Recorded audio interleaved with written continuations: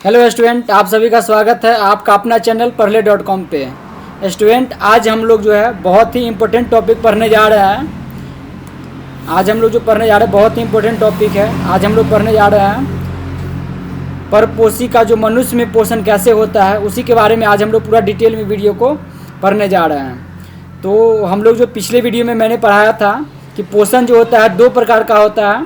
पहला होता है स्वपोषी और दूसरा होता है परपोषी। तो पिछले वीडियो में मैंने स्वपोषी यानी कि जी प्रकाश संश्लेषण यानी कि पेड़ पौधा में कैसे पोषण होता है, कि पेड़ पौधा अपना खाना कैसे बनाता है, उसके बारे में मैंने डिटेल से बता रखा है।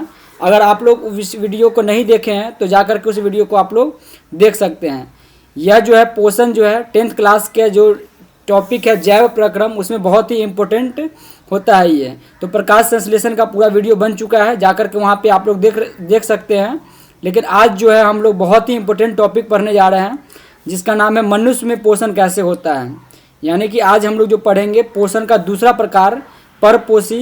परपोषी में जैसे हम लोग उदाहरण जानते हैं, मनुष्य है, जीव जंतु है और सारा चीज़ है। तो उसमें मनुष्य में पोषण कैसे होता है उसको आज हम लोग डिटेल से पढ़ने वाले हैं। तो चलिए हम लोग शुरू से शुरू करते हैं। मनुष्य में पोषण आज हम लोग पढ़ने वाले हैं। तो स्टूडेंट, सबसे पहले हम लोग देखेंगे कि मानव जो पोषण करता है यानी कि भोजन खाता है तो उसका जो पाचन कैसे होता है उसके हम लोग आज सीखने वाले हैं। तो जो मानव जो है पाचन करता है तो उसको हम लोग पढ़ेंगे आज, मानव पाचन तंत्र के बारे में पढ़ेंगे।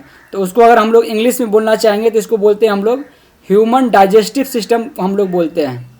तो सबसे पहले हम लोग शुरू करते हैं कि पाचन कहते किसको है। जैसे हम लोग खाना खाते हैं तो हम लोग बोलते हैं खाना पच गया तुम्हारा। तो इसका मतलब क्या होता है, हम लोग जो है बस ठेठी भाषा में बोल देते हैं कि पाचन क्या होता है, कि खाना पच गया तुम्हारा। लेकिन अगर साइंस के लैंग्वेज में अगर आप लोग जानना चाहिएगा कि पाचन किसको कहते हैं तो पाचन का मतलब होता है जटिल भोजन को सरल भोजन के रूप में तोड़ना। पाचन का मतलब होता है जटिल भोजन को सरल भोजन के रूप में तोड़ना, उसको हम लोग क्या कहते हैं, पाचन कहते हैं। जैसे यहाँ पे है जटिल भोजन को सरल भोजन के रूप में तोड़ना पाचन कहलाता है। यानी कि हम लोग जो भी भोजन में खाते हैं, जैसे आप लोग अगर चावल दाल सब्जी रोटी कुछ भी खाते हैं तो वो सब कहलाता है जटिल भोजन कहलाता है। क्या कहलाता है वो, जटिल भोजन कहलाता है। यानी कि कम्प्लेक्स फूड कहलाता है, कम्प्लेक्स फूड।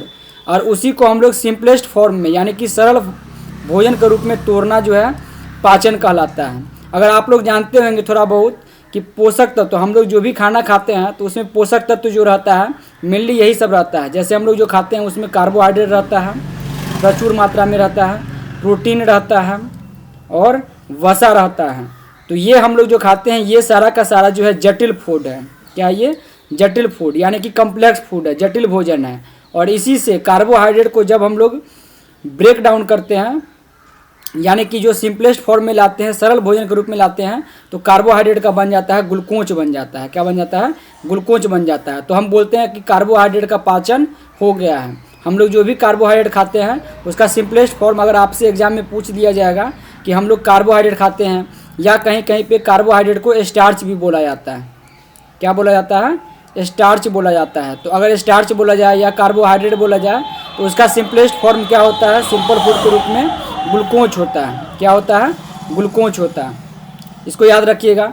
अगर प्रोटीन को हम लोग खाते हैं, जैसे अगर हम कोई एग्जांपल लेते हैं, कार्बोहाइड्रेट हम लोग खाते हैं तो कार्बोहाइड्रेट में हम लोग चावल खाते हैं। तो चावल जो खाते हैं तो कार्बोहाइड्रेट खाते हैं, या उसी को हम लोग स्टार्च कहते हैं। तो स्टार्च का जो रूप टूटता है यानी कि सिंपलेस्ट फॉर्म में जाता है वो क्या जाता है, ग्लूकोज जाता है। तो आपसे एग्जाम में पूछा जा सकता है कि कार्बोहाइड्रेट का सरलतम रूप क्या है, सरलतम भोजन क्या होता है, तो ग्लूकोज होगा। उसका एग्जाम जो आंसर होगा क्या हो जाएगा, ग्लूकोज हो जाएगा। इसी तरह अगर हम लोग जो प्रोटीन खाते हैं, प्रोटीन जैसे हम लोग दाल खाते हैं, दूध खाते हैं, तो वो सारा दाल में हो गया, दूध में हो गया, या जो मांस खाता है, मछली खाता है, उस समय प्रोटीन पाया जाता है। तो जो प्रोटीन है, प्रोटीन का जो सरलतम रूप होता है, सरलतम भोजन जो जाता है वो अमीनो अम्ल होता है। क्या होता है, अमीनो अम्ल। इसको हम लोग बोलते हैं ग्लूकोज। कार्बोहाइड्रेट का जो बनेगा सरलतम रूप वो बनेगा ग्लूकोज बनेगा, और प्रोटीन का क्या बनेगा, अमीनो अम्ल बनेगा, अमीनो एसिड। हम लोग को एसिड बोलते हैं। इसी तरह अगर बोल दिया जाए कि वसा, वसा का जो सरलतम रूप क्या होता है, तो वसा का हम लोग सरलतम रूप बोलेंगे वसा अम्ल, या ग्लिसरॉल बोलेंगे। फैटी अम्ल, वसा को हम लोग बोलते हैं फैटी अम्ल, फैटी एसिड या ग्लिसरॉल बोलेंगे। क्या बोलेंगे? ग्लिसरॉल, ग्लिसरॉल बोलेंगे। तो ये बहुत ही इंपॉर्टेंट स्लाइड है, अगर आप लोग स्क्रीनशॉट लेना चाहते हैं तो ले लीजिएगा। फिर से एक बार हम लोग इस स्लाइड को रिवीजन करते हैं कि पाचन का मतलब जो होता है, जटिल भोजन को सरल भोजन में तोड़ना पाचन कहलाता है। जो भी जटिल भोजन है, जटिल भोजन में हम लोग खाते हैं कार्बोहाइड्रेट खाते हैं, प्रोटीन खाते हैं, वसा खाते हैं। तो यही कार्बोहाइड्रेट जो हम लोग खाते हैं या स्टार्च खाते हैं, उसका जो सिंपलेस्ट फॉर्म जो होता है, यानी कि भोजन जो जटिल भोजन है उसका सरल भोजन होता है, ग्लूकोज होता है। क्या होता है? ग्लूकोज होता है। इसी तरह जो हम लोग प्रोटीन खाते हैं उसका सरलतम रूप क्या हो जाएगा? अमीनो अम्ल हो जाएगा, अमीनो अम्ल हो जाएगा। और वसा का क्या हो जाएगा? फैटी एसिड हो जाएगा, फैटी एसिड या ग्लिसरॉल हो जाएगा। तो हम लोग कहते हैं कि खाना जो है पूरी तरह से क्या हो जाएगा? पच जाता है। तो समझ में आ गया आपको? अगर आपको पाचन के बारे में लिखना आ जाए कि पाचन किसको कहते हैं, तो आप लोग लिख सकते हैं कि जटिल भोजन को सरलतम भोजन के रूप में टूटना पाचन कहलाता है। क्या कहलाता है? जैसे हम यहाँ पे लिख दे रहे हैं कि जटिल भोजन को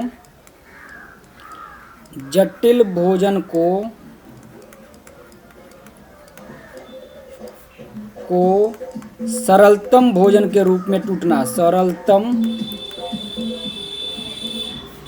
भोजन के रूप में टूटना, भोजन के रूप में टूटना पाचन कहलाता है।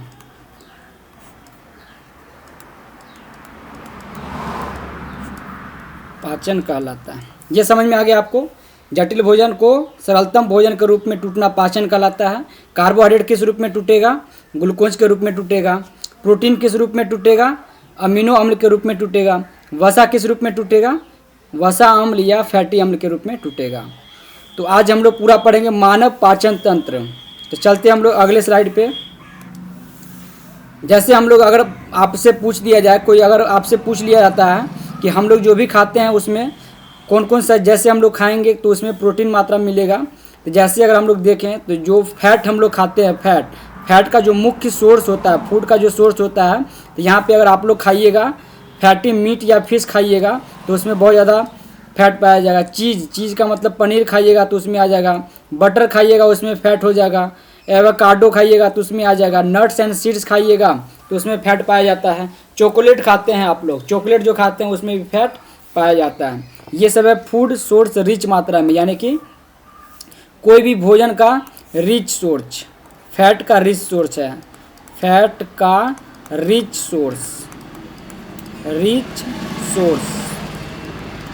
ये आप लोग को पता रहना चाहिए कि हम लोग जो भी भोजन कर रहे हैं उसमें कौन सा पोषक तत्व पाया जाता है। इसी तरह अगर आपसे पूछ लिया जाए कि प्रोटीन का रिच सोर्स क्या है, तो प्रोटीन का रिच सोर्स हो जाएगा पल्सेज यानी कि दाल हो गया। मिल्क प्रिपरेशंस यानी कि आप लोग जो भी दूध खाते हैं, दूध का प्रोडक्ट खाते हैं तो उसमें प्रचुर मात्रा में क्या पाया जाता है? दूध पाया जाता है, मतलब कि प्रोटीन पाया जाता है। दूध में प्रोटीन पाया जाता है। एग खाते हैं, अंडा खाते हैं, उसमें प्रोटीन पाया जाता है।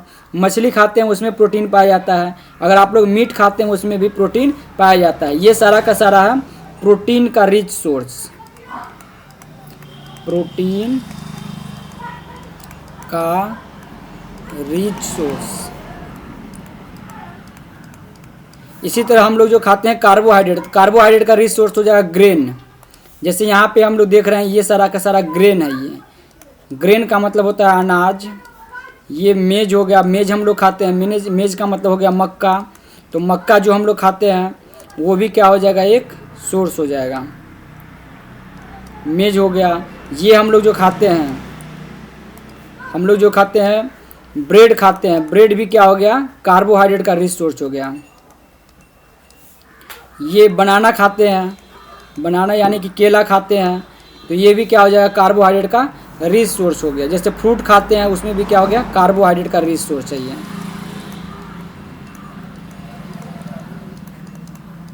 कार्बोहाइड्रेट रिच सोर्स,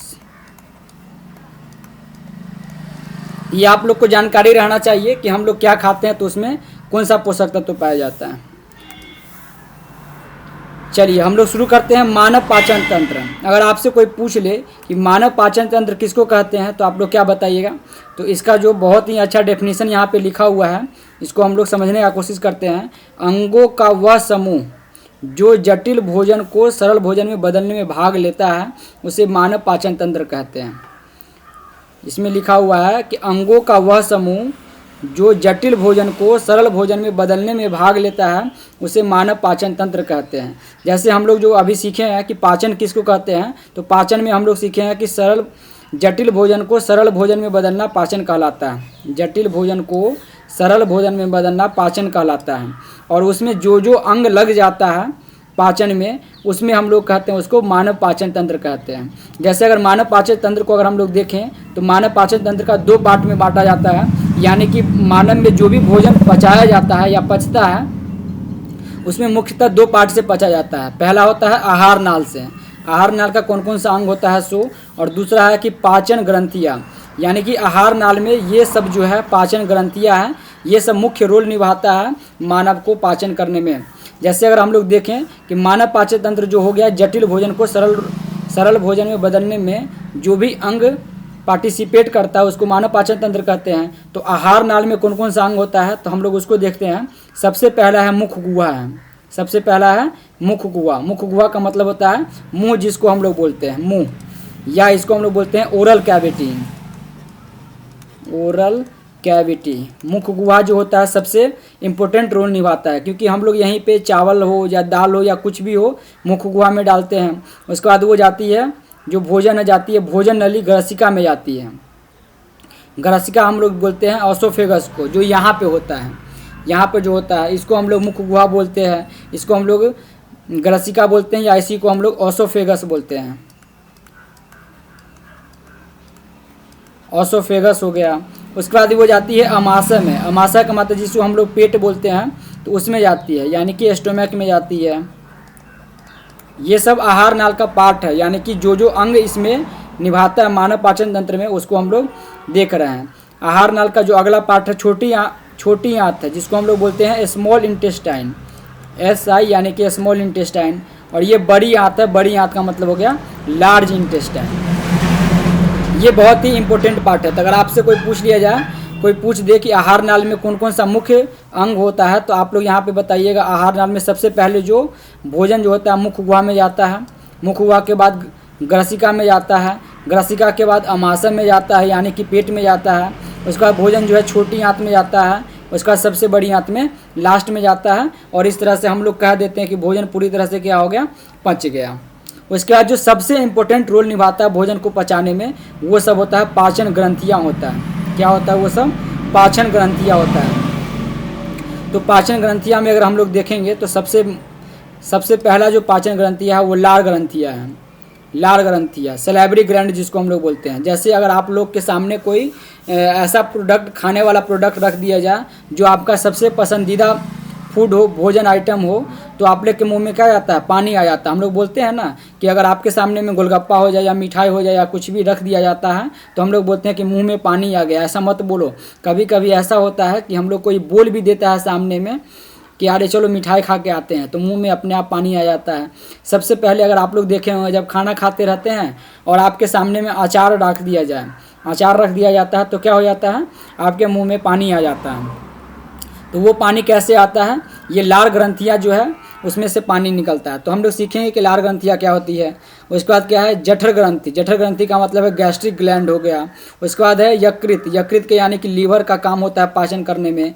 अग्नाशय ग्रंथि। उसके बाद आंत्र ग्रंथि।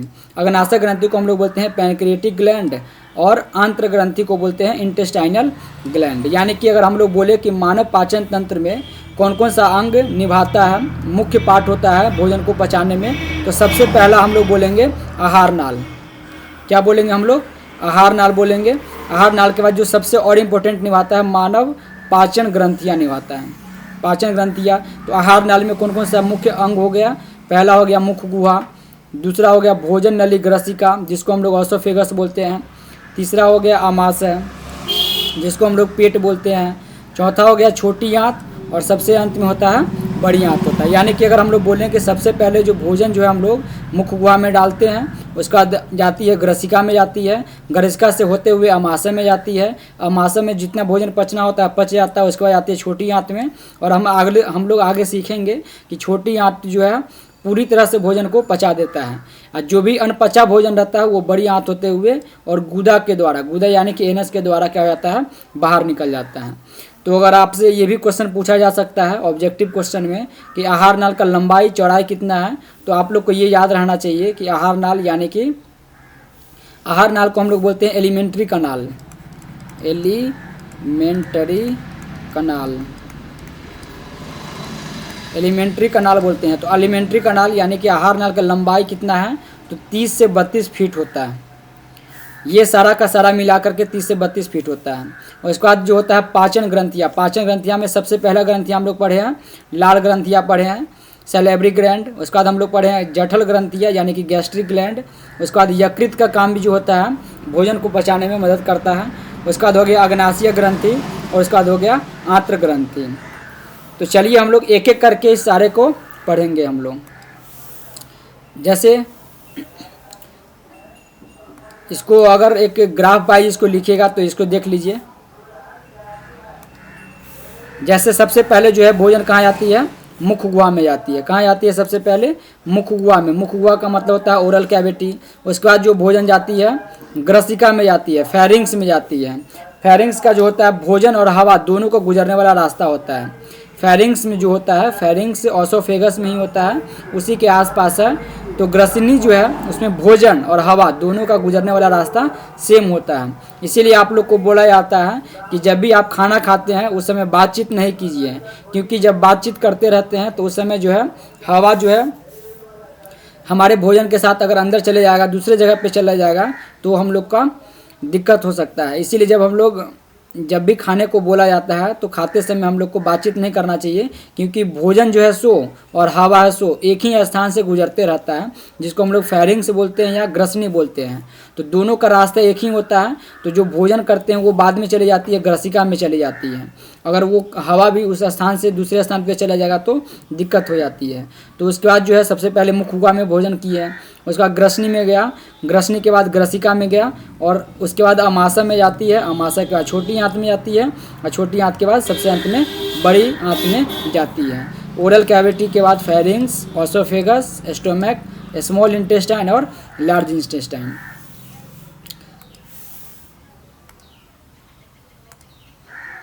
जैसे अगर हम लोग इस फोटो में देखें तो सबसे पहले जो भोजन कहाँ जाती है, आप लोग बताइए। अब सबसे पहले भोजन जाती है माउथ कैविटी में। जैसे यहाँ पे है माउथ में, ओरल कैविटी जिसको हम लोग बोलते हैं, माउथ में आती है। उसके बाद ये स्थान से होते हुए, इस स्थान को आप लोग ध्यान से देखिए, ओसोफेगस से होते हुए भोजन जो है ये स्टोमक है, स्टोमक में जाती है। स्टोमक के बाद जो है भोजन यहाँ से होते हुए छोटी आंत में जाती है, और छोटी आंत के बाद ये भोजन जो है लार्ज इंटेस्टाइन में जाती है, यानी कि बड़ी आंत में जाती है, और ये लास्ट में रेक्टम और एनस होते हुए वेस्ट मटेरियल के तौर पे बाहर चले जाता है। तो भोजन जो है पचाने के काम में सबसे पहले जो एलिमेंट्री यहाँ से लेकर के और यहाँ तक पूरे को हम लोग बोलते हैं एलिमेंट्री कनाल, यानी कि आहार नाल बोलते हैं। जैसे इसमें अगर आप लोग देखिएगा तो ये ओसोफेगस हुआ, ये स्टोमक हुआ, ये कौन सा हो गया, स्टोमक हो गया। उसका जो भोजन यहीं से नली होते हुए स्मॉल इंटेस्टाइन में जाती है, उसके बाद ये कहाँ चली गई, लार्ज इंटेस्टाइन में चली गई, और लास्ट में बाहर निकल जाती है। इसको अगर आप लोग यहाँ पे फिर से देखिएगा तो ये स्टोमक रहा, स्टोमक के बाद ये पूरा स्मॉल इंटेस्टाइन में गई, स्मॉल इंटेस्टाइन के बाद लार्ज इंटेस्टाइन में गई, और इस तरह से भोजन बाहर एनस के द्वारा निकल जाता है। तो ये पूरा का पूरा जो है इंटरनल ह्यूमन डाइजेस्टिव सिस्टम है, इस मानव का पाचन तंत्र है। तो हम लोग सबसे पहले जो देख रहे थे मानव पाचन तंत्र देख लिए, इसको भी देख लिए। तो अब हम लोग चलते हैं भोजन जो है मुख गुहा में सबसे पहले क्या करता है। अब हम लोग पढ़ने का पूरा कोशिश करते हैं। तो मुख गुहा में भोजन का होता है, पाचन मुख गुहा से शुरू हो जाता है। अगर आप लोग को ऑब्जेक्टिव क्वेश्चन में आ जाता है कभी कभी कि भोजन कहाँ से पाचन शुरू करता है, तो आप लोग को कहना होगा कि भोजन जो है मुख गुहा से ही पचना स्टार्ट हो जाता है। तो भोजन का जो पाचन होता है मुख गुहा का ही शुरू हो जाता है। भोजन का पाचन कहाँ से शुरू हो जाता है, मुख गुहा से शुरू हो जाता है। तो क्वेश्चन ये भी बनता है कि भोजन जो है पाचन स्टार्ट होता है तो कौन सा पोषक तत्व जो है मुख गुहा में पचता है। तो हम लोग उसको एग्जाम्पल है उसका है आंसर जो है स्टार्च। स्टार्च का मतलब जो होता है कार्बोहाइड्रेट का पाचन मुख गुहा में होता है। तो मुख गुहा से रिलेटेड आप लोग को 3 पार्ट याद रहना चाहिए, तीन चीज़ कम से कम याद रहना चाहिए कि मुख गुहा जो है भोजन कहाँ से पाचन शुरू होता है, तो मुख गुहा से होता है। और मुख गुहा में यानी कि ओरल कैविटी में कौन सा पोषक तत्व पचता है, तो स्टार्च पचता है। और भोजन का हमारे अंदर प्रवेश करना, भोजन का प्रवेश यहीं से होता है, उसको हम लोग इंजेशन कहते हैं। क्या कहते हैं? इंजेशन यानी कि अंतर्ग्रहण कहते हैं। इंजेशन यानी कि अंतर्ग्रहण कहते हैं। भोजन जो हम लोग मुंह में डालते हैं, जैसे चावल डालें, रोटी डालें या दूध डालें या कुछ भी डालें, तो उसको हम लोग क्या बोलते हैं? अंतर्ग्रहण यानी कि इंजेशन कहते हैं। वो किसके द्वारा होता है? मुख गुहा के द्वारा होता है। उसके बाद हम लोग चलते हैं ग्रसिका में। ग्रसिका, कोई भी भोजन का पाचन नहीं होता है। ग्रसिका का मतलब होता है ऑसोफेगस। ऑसोफेगस एक तरह का नली होता है। नली में यानी कि ग्रसिका में कोई भी भोजन का पाचन नहीं होता है। लेकिन यहाँ पे एक इम्पोर्टेंट काम होता है कि क्रमानुकुंचन यानी कि पेरिस्टलेसिस प्रक्रिया द्वारा भोजन अमाशय तक पहुँचता है। जैसे अगर आप लोग जानते होंगे कि अगर हम लोग सो करके भी खाना खाएं या शीर्षासन करके, शीर्षासन का मतलब होता है कि पैर ऊपर और गर्दन नीचे, तो उस अवस्था में भी हम लोग अगर भोजन करते हैं तो भोजन जो है हमेशा किधर जाती है? नीचे की तरफ जाती है, एंटी ग्रेविटी जाती है। ग्रेविटी का मतलब होता है नीचे की तरफ आना, तो ग्रेविटी की तरफ ही जाती है। अगर हम लोग पैर को ऊपर भी कर लेते हैं, अगर भोजन कुछ भी करते हैं, तो वो हमेशा एंटी ग्रेविटी का मतलब पेट में ही जाती है, अमाशय में जाती है। तो अमाशय में जाती है, जिस प्रक्रिया से जाती है उस प्रक्रिया को हम लोग बोलते हैं पेरिस्टलेसिस मोशन या क्रमानुकुंचन प्रक्रिया द्वारा भोजन जो है अमाशय तक जाती है। तो ये कहाँ पे होता है? ग्रसिका में होता है। ग्रसिका कहाँ पे है? ऑसोफेगस को बोलते हैं। तो सबसे पहले हम लोग देखें कि मुख गुहा में जो होता है स्टार्च का पाचन होता है। स्टार्च यानी कि कार्बोहाइड्रेट का पाचन होता है। और सबसे पहले ये भी देखें कि पाचन कहाँ से शुरू होता है, तो पाचन जो शुरू होता है मुख गुहा से शुरू होता है। तो ये दोनों पॉइंट आप लोग को याद हो चुके हैं। अब हम लोग चलते हैं अमाशय में। इस सब को हम लोग भी डिटेल से पढ़ेंगे, अभी हम लोग ओवरव्यू ले रहे हैं। उसके बाद अमाशय देखते हैं। तो अमाशय जो होता है आहार नाल का सबसे चौड़ा भाग होता है। हम लोग बोलते हैं ना कि खाना कहाँ पे स्टोर हो गया तुम लोग का, ज़्यादा खा लिए हो, पेट फूल गया है, देखो। तो हम लोग जो सबसे पहले जो है अमाशय यानी कि पेट जिसको हम लोग बोलते हैं अमाशय ही होता है। तो आहार नाल का सबसे चौड़ा भाग होता है। और भोजन जो है यहाँ पे 3 से 4 घंटा ठहरता है और यहाँ पर भी भोजन पचता है। प्रोटीन का पाचन शुरू होता है। तो हम लोग यहाँ पे देखें अभी कि प्रोटीन का पाचन कहाँ शुरू होता है। प्रोटीन का पाचन जो होता है अमाशय में शुरू होता है। और स्टार्च का पाचन कहाँ शुरू होता है, तो मुख गुहा में शुरू होता है। तो ये सब पॉइंट आप लोग को याद रहना चाहिए। ये 2 पॉइंट हम लोग जो लिखे हैं उसको याद रहना चाहिए। पहला पॉइंट जो लिखे हैं स्टार्च यानी कि इसी को हम लोग बोलते हैं कार्बोहाइड्रेट।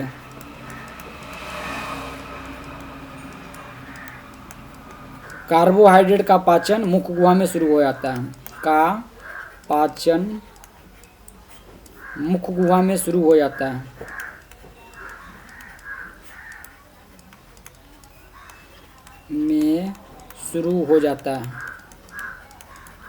ये सब बहुत ही इंपॉर्टेंट पॉइंट है, ऑब्जेक्टिव क्वेश्चन में आपका आ सकता है। और अमाशय में प्रोटीन का पाचन शुरू हो जाता है। प्रोटीन का पाचन कहाँ शुरू होता है? अमाशय में। यानी कि हम लोग लिखेंगे प्रोटीन का पाचन अमाशय में शुरू होता है। प्रोटीन का पाचन अमाशय में शुरू होता है।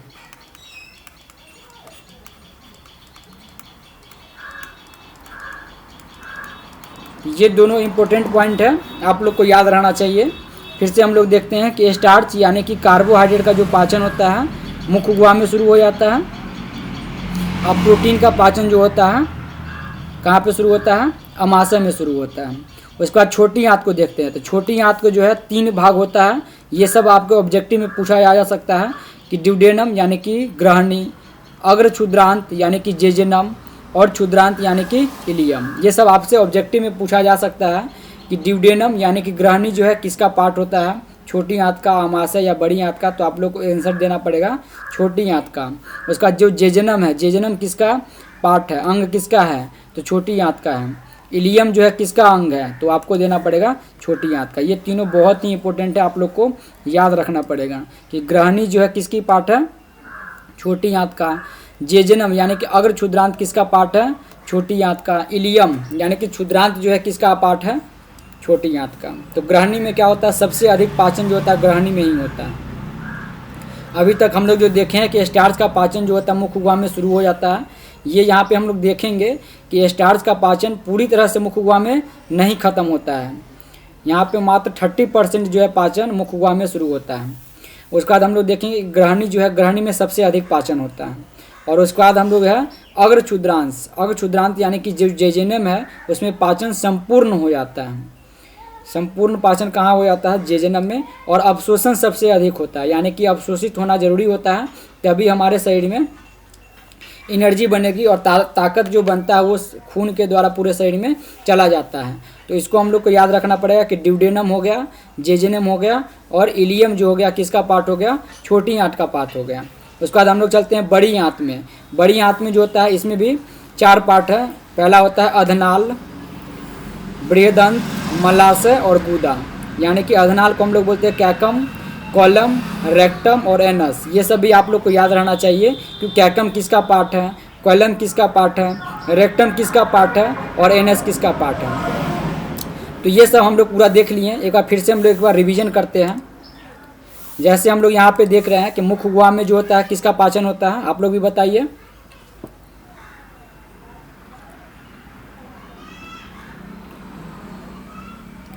तो सही बोले आप लोग। मुख गुहा में जो होता है किसका पाचन होता है, कार्बोहाइड्रेट का, यानी कि स्टार्च का पाचन होता है। ग्रसनी में क्या होता है कि भोजन और हवा दोनों का सेम रास्ता होता है ग्रसनी। उसके बाद ओसोफेगस में कोई पाचन होता है कि नहीं होता है, बिल्कुल नहीं होता है। ग्रसनी में, ग्रसिका में जो ओसोफेगस में कोई भी पाचन नहीं होता है। तो यहाँ पे क्या होता है, तो यहाँ पे एक इम्पोर्टेंट पार्ट होता है कि क्रमानुकुंचन प्रक्रिया द्वारा जो है भोजन जो है आमाशय में जाती है। क्रमानुकुंचन को बोलते हैं हम लोग पेरिस्टाल्सिस मोशन बोलते हैं। क्या बोलते हैं, पेरिस्टाल्सिस मोशन बोलते हैं। उसके बाद आमाशय में क्या होता है, आप लोग भी मेरे साथ बोलिए ताकि आप लोगों को क्या हो जाए, याद हो जाए। तो आमाशय में जो होता है प्रोटीन का पाचन शुरू हो जाता है। आमाशय में प्रोटीन का पाचन शुरू हो जाता है। उसका छोटी आंत का 3 पार्ट होता है। पहला होता है ड्यूडेनम, जेजेनम और इलियम। ड्यूडेनम, जेजेनम और इलियम। और बड़ी आंत का कितना पार्ट होता है, 4 पार्ट होता है। पहला था कोकेम, उसका था कोलम, रेक्टम और एनस था। तो इस तरह से हम लोग ओवरव्यू देख लिए। उसके बाद हम लोग आगे चलते हैं। इसको हम लोग देख ही लिए कि भोजन जो है सबसे पहले कहाँ जाती है, तो मुख गुहा में जाती है। मुख गुहा में किसका पाचन होता है, स्टार्च यानी कि कार्बोहाइड्रेट का पाचन होता है। यहाँ पे ओसोफेगस में पेरिस्टाल्सिस मोशन होता है। उसके बाद आमाशय में प्रोटीन का पाचन शुरू हो जाता है। और छोटी आंत का 3 पार्ट होता है। पहला ड्यूडेनम होता है, फिर जेजेनम होता है और इलियम होता है। तो इस तरह से हम लोग इंटरनल ह्यूमन डाइजेस्टिव सिस्टम को भी हम लोग देख लिए। चलते हैं अब हम लोग आगे में। जो हम लोग देखे थे, हम लोग ने देखा था कि जो पाचन में जो मुख्य अंग जो था, तो पाचन में पहला मुख्य अंग था एलिमेंट्री कनाल यानी कि आहार नाल। आहार नाल को हम लोग ओवरव्यू ले लिए। और दूसरा तो था पाचन ग्रंथियाँ था। दूसरा था पाचन ग्रंथियाँ। तो पाचन ग्रंथि में सबसे पहले जो था सैलिवरी ग्रंथ या लार ग्रंथ था। सैलिवरी ग्लैंड या लार ग्रंथियाँ था। क्या था, लार ग्रंथियाँ। तो लार ग्रंथियाँ का भी 3 पार्ट होता है। लार ग्रंथियाँ का कितना पार्ट होता है, 3 पार्ट होता है। पहला होता है कर्ण पूर्व ग्रंथि। पहला होता है कर्ण पूर्व ग्रंथि। दूसरा होता है अधोजंब ग्रंथि और तीसरा होता है अधोजीवा ग्रंथि। फिर से ये सब आप लोग को याद रहना चाहिए कि अगर आपसे पूछ दिया जाए कि लार ग्रंथि या सैलिवरी ग्लैंड का कितना पार्ट होता है, तो 3 पार्ट होता है। पहला जो हो गया कर्ण पूर्व ग्रंथि, दूसरा हो गया अधोजंब ग्रंथि, तीसरा हो गया अधोजीवा ग्रंथि। कर्ण पूर्व ग्रंथि को हम लोग बोलते हैं पैरोटिड ग्लैंड। क्या बोलते हैं हम लोग, पैरोटिड ग्लैंड। अधोजंब ग्रंथि को बोलते हैं सब मैंडिबुलर ग्लैंड, सब मैंडिबुलर ग्लैंड। और अधोजीवा ग्रंथि को बोलते हैं सब लिंगुअल ग्लैंड। जैसे आप लोग इस फोटो में ध्यानपूर्वक देख रहे होंगे, तो यहाँ पे देखिए कर्ण पूर्व ग्रंथि, जैसे नाम से ही पता चल रहा है कर्ण पूर्व। कर्ण का मतलब होता है कान, और कान, दोनों कान के पास जो ग्रंथि होता है उसको हम लोग बोलते हैं पैरोटिड ग्लैंड। जैसे यहाँ पे हम लोग देख रहे हैं, ये पैरोटिड ग्लैंड है, ये कान के पास जो है, ये कान है और कान के पास जो ग्रंथियाँ है उसको हम लोग बोलते हैं पैरोटिड ग्लैंड। पैरोटिड ग्लैंड का मतलब हो गया कर्णपूर्व ग्रंथि। उसका जो दोनों जबड़ों पर है, देखिए यहाँ पे हम लोग देख रहे हैं सब मैंडिबुलर यहाँ पे देखिए जो जबड़ा है दोनों जबड़ों के पास है सब मैंडिबुलर ग्रंथि और जीभ के नीचे जो है सबलिंगुअल ग्रंथि। इसको फोटो को आप लोग एक बार जूम करके सही से देखिए। ये जो है ये कौन सा ग्रंथि है? पैरोटिड ग्लैंड है। कौन सा है? पैरोटिड का मतलब हुआ सब, पैरोटिड का मतलब हो गया कर्णपूर्व ग्रंथि। कौन हो गया? कर्णपूर्व ग्रंथि। दूसरा है सब मैंडिबुलर ग्रंथि और तीसरा है सब लिंगुअल ग्रंथि। ये जो है सब पैरोटिड ग्रंथि जो है कर्णपूर्व ग्रंथि है, कान के पास है। देख रहे होंगे अब ये कहाँ पे है? कान के पास है। ये सब मैंडिबुलर ग्रंथि जो है जबड़ा के पास है और ये सब लिंगुअल ग्रंथि जो है जीभ के नीचे है। इसको फोटो को ध्यान से देखिए एक बार, इस ग्रंथि को याद हो जाना चाहिए। ये सारा का सारा तीनों जो है पैरोटिड ग्लैंड हो गया, सब मैंडिबुलर ग्लैंड हो गया और सब लिंगुअल, ये तीनों का तीनों जो होता है सैलिवरी ग्लैंड कहलाता है। क्या कहलाता है? Salivary gland. सैलिवरी ग्लैंड को मतलब हम लोग बोलते हैं लार ग्रंथियाँ। क्या बोलते हैं हम लोग? लार ग्रंथि बोलते हैं। तो ये तीनों कहलाता है लार ग्रंथि कहलाता है। तो आपसे क्वेश्चन पूछा जा सकता है कि लार ग्रंथि हमारे पाचन ग्रंथियाँ में लार ग्रंथि का नाम लिखिए। तो आप लोग लिख लीजिएगा कर्णपूर्व ग्रंथि, अधोजंब ग्रंथि और अधोजीवा ग्रंथि। और अगर आपसे ये भी पूछ दे कि कर्णपूर्व ग्रंथि कहाँ पाया जाता है, तो जो है दोनों कान के पास जो है कर्णपूर्व ग्रंथि पाया जाता है। अधोजंब ग्रंथि कहाँ पाया जाता है? तो दोनों जबड़ों के जोड़ पे पाया जाता है। अधोजीवा ग्रंथि कहाँ पाया जाता है? तो जीभ के नीचे पाया जाता है। तो हम लोग सबसे पहले जो पाचन ग्रंथि है का पाचन ग्रंथि में हम लोग लार ग्रंथि को हम लोग पढ़ लिए। उम्मीद करता हूँ कि आप लोग को जो वीडियो है निश्चित रूप से समझ में आ रहा होगा। अगर वीडियो समझ में आ रहा है, वीडियो पसंद आ रहा है तो वीडियो को जाकर के लाइक कर दीजिए और चैनल को जाकर के सब्सक्राइब कर दीजिए और अपने दोस्तों के साथ, अपने रिलेटिव के साथ वीडियो को ज़रूर शेयर कर दीजिए और उन स्टूडेंट के साथ तो वीडियो ज़रूर शेयर कर दीजिए जो 2025 में जो है बोर्ड का एग्ज़ाम लिखने जा रहे हैं। अब हम लोग चलते हैं गैस्ट्रिक ग्लैंड यानी कि जठर ग्रंथि, जो दूसरा ग्रंथि है जो भोजन को पचाने में मदद करता है। दूसरा है जठर ग्रंथि। तो उसमें हम लोग देखेंगे कि पेट का जो कौन कौन सा पार्ट होता है उसको हम लोग देखेंगे। ये है पार्ट्स ऑफ स्टोमैक।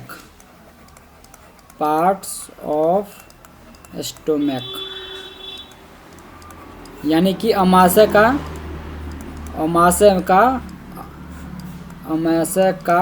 अंग। अमाशय में कौन कौन से पार्ट में बांटा जाता है उसको हम लोग देखेंगे। अमाशय को 3 भाग में मेनली बांटा जाता है। पहला होता है कार्डिक,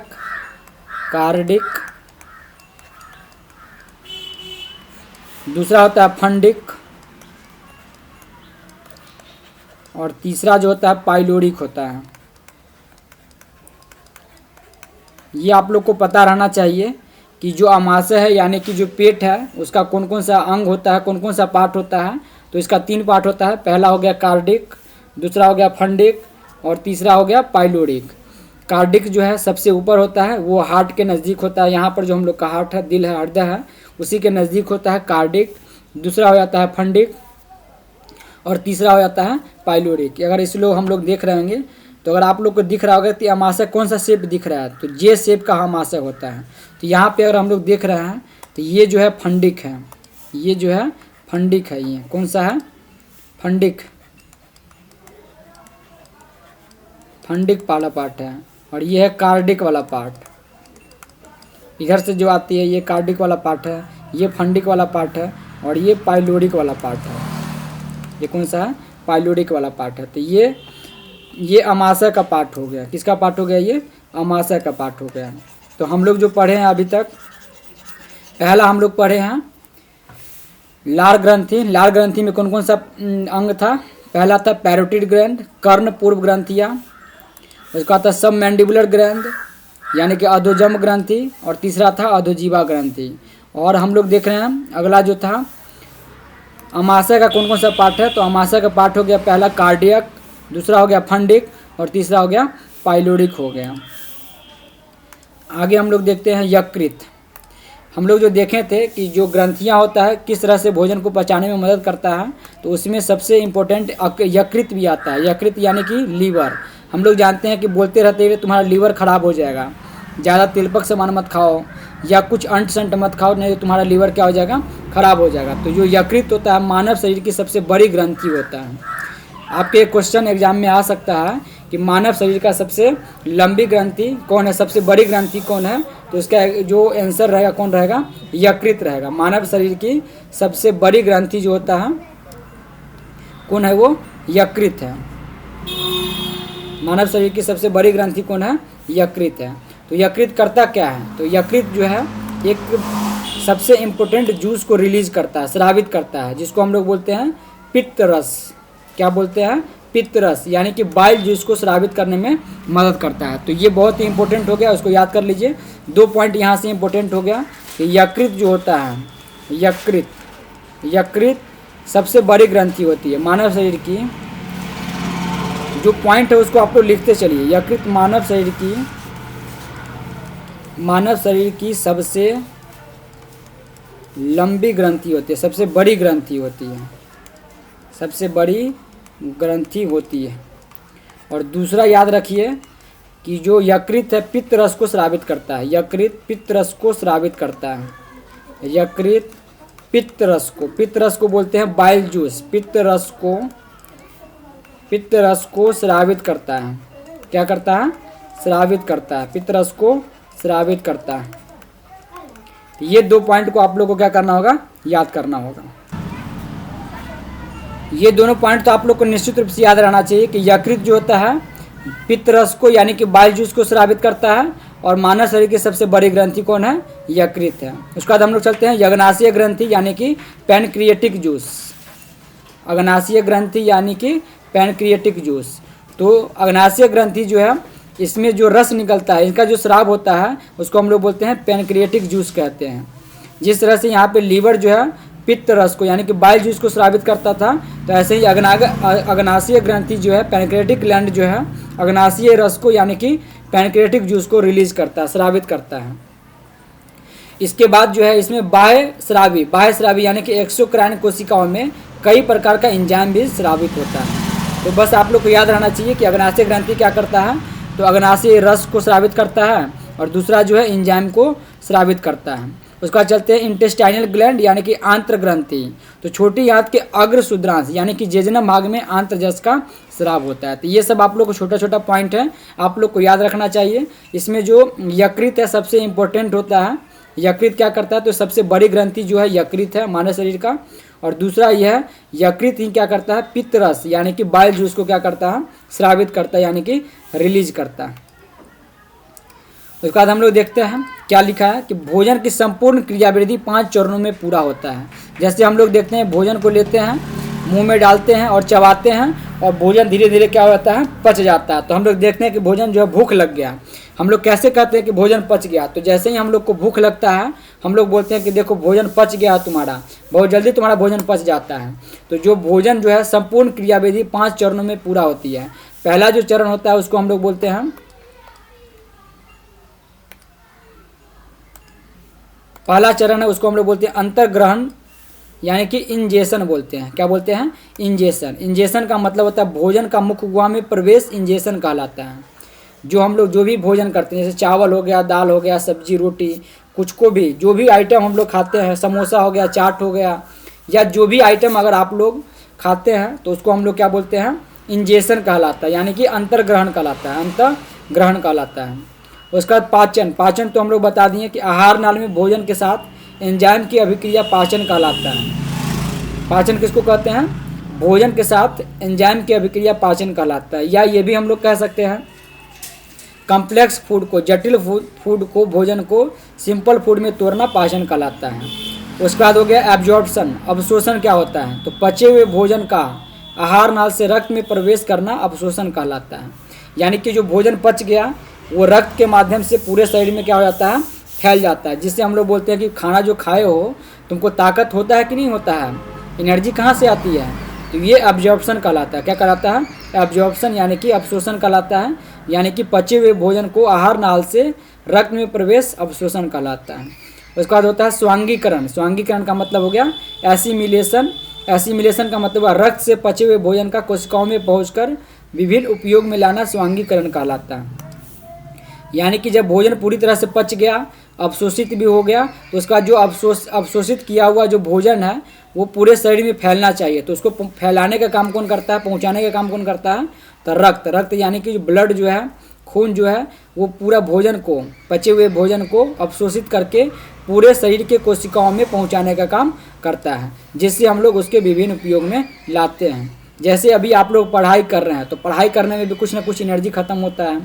आप लोग खेलते हैं तो खेलने में भी कुछ ना कुछ एनर्जी क्या होता है, ख़त्म होता है। तो वो सारा का सारा काम जो है रक्त ही पूरे शरीर में, जो खाना खाएं हम लोग, जो पचा हुआ भोजन है पूरे शरीर में पहुंचाने के काम करता है। तो उसको हम लोग क्या बोलते हैं, स्वांगीकरण बोलते हैं।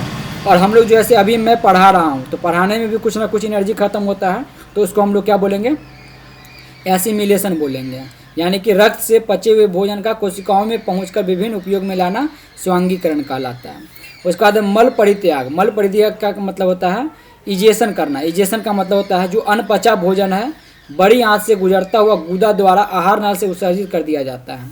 यानी कि जो वेस्ट मटेरियल है, जो भोजन पच नहीं सका है पूरी तरह से, वो क्या हो जाता है, अनपचा भोजन जो है बड़ी आंत से होते हुए, जैसे हम लोग जो देखे थे, जो स्मॉल इंटेस्टाइन के बाद बड़ी आंत में जाती है, बड़ी आंत में जाती है, तो बड़ी आंत से होते हुए गुदा द्वारा, एनस द्वारा जो है आहार नाल से उत्सर्जित कर देना क्या कहलाता है, मल परित्याग कहलाता है, यानी कि इजेशन कहलाता है। यानी कि 5 प्रक्रिया द्वारा हम लोग का पूरा भोजन जो है पूरी तरह से क्या होता है, पचता है। पहला जो प्रक्रिया है अंतर्ग्रहण करना।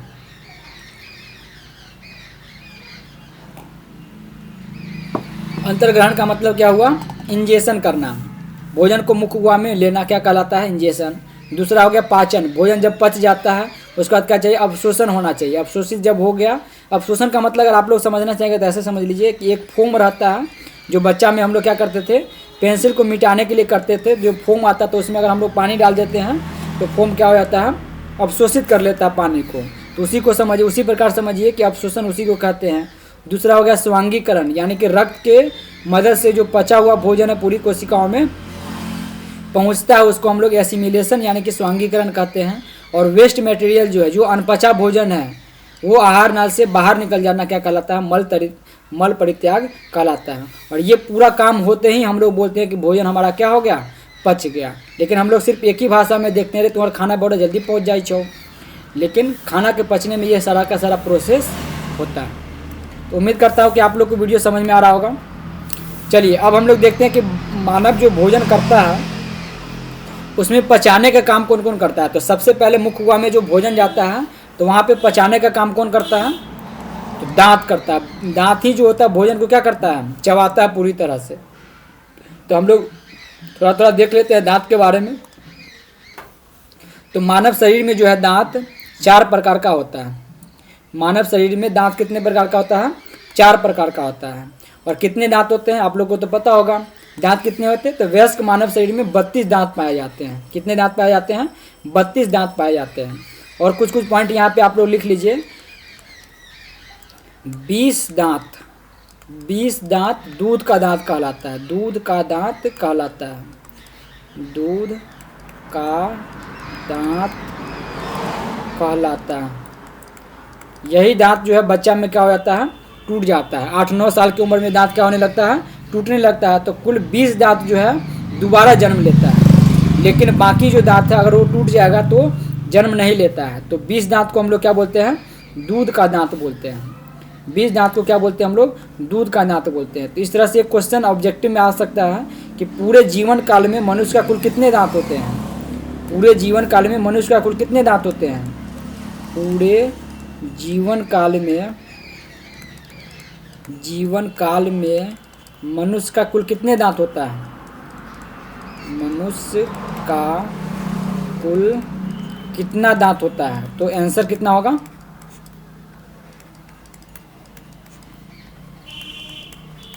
आप लोग आंसर बताइए। 32 होता है, नहीं गलत है ये।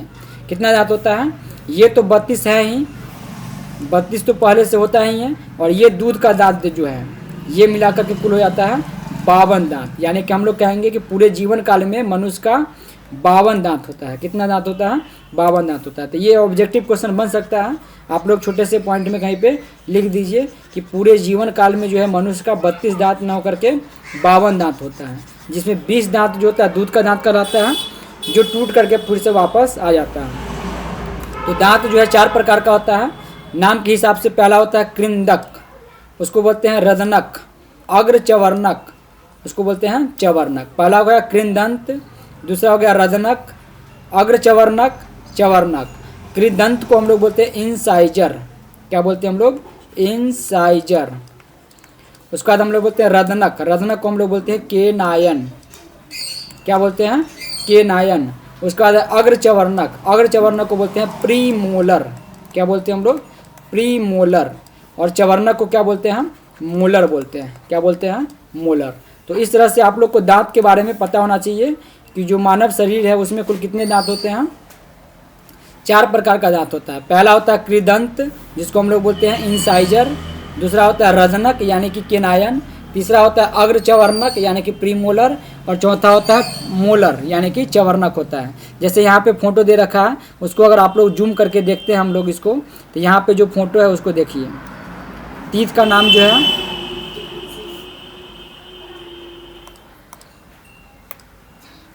तीत के दांत में जो पहला हो गया इंसाइजर हो गया। कौन हो गया? इंसाइजर। ये 4 दांत जो दिख रहा है इसको हम लोग क्या बोलते हैं? इंसाइजर बोलते हैं। क्या बोलते हैं? इंसाइजर। उसके बाद ये जो दांत दिख रहा है, ये वाला जो दिख रहा है कलर में, ये दोनों जो होता है केनायन कहलाता है। क्या कहलाता है? केनायन कहलाता है।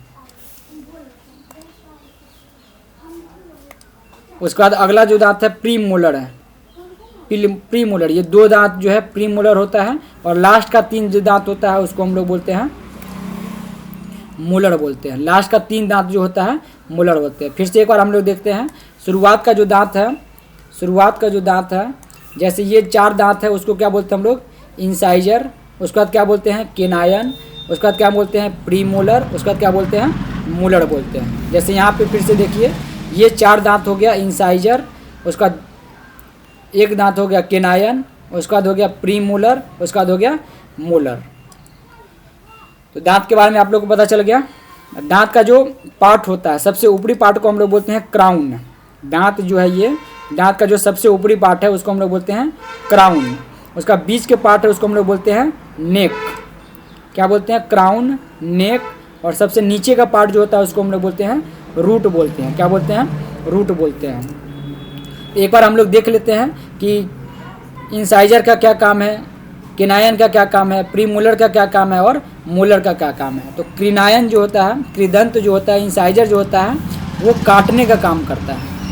काटने का काम, जैसे अगर आप लोग रोटी खाते हैं तो काटने का काम जो करता है वो कौन करता है? कृदंत यानी कि इंसाइजर करता है। और केनायन यानी कि रजनक जो क्या करता है? चीरने या फाड़ने का काम करता है। चीरने या फाड़ने का काम करता है।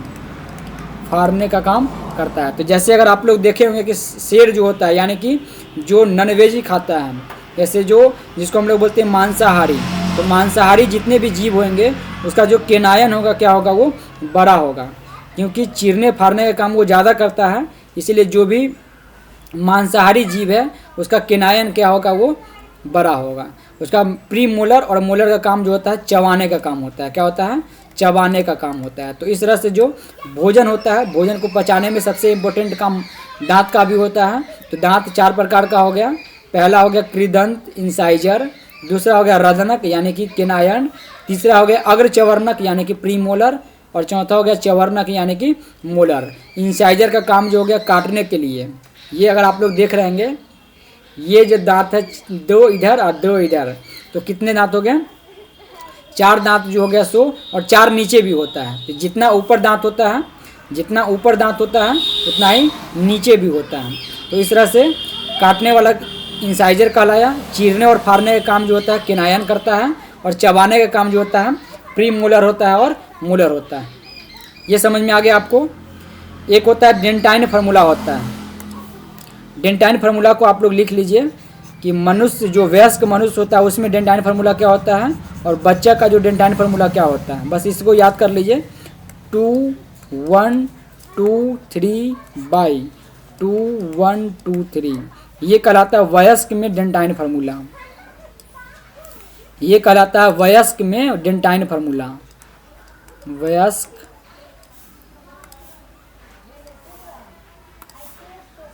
वयस्क में डेंटाइन फार्मूला।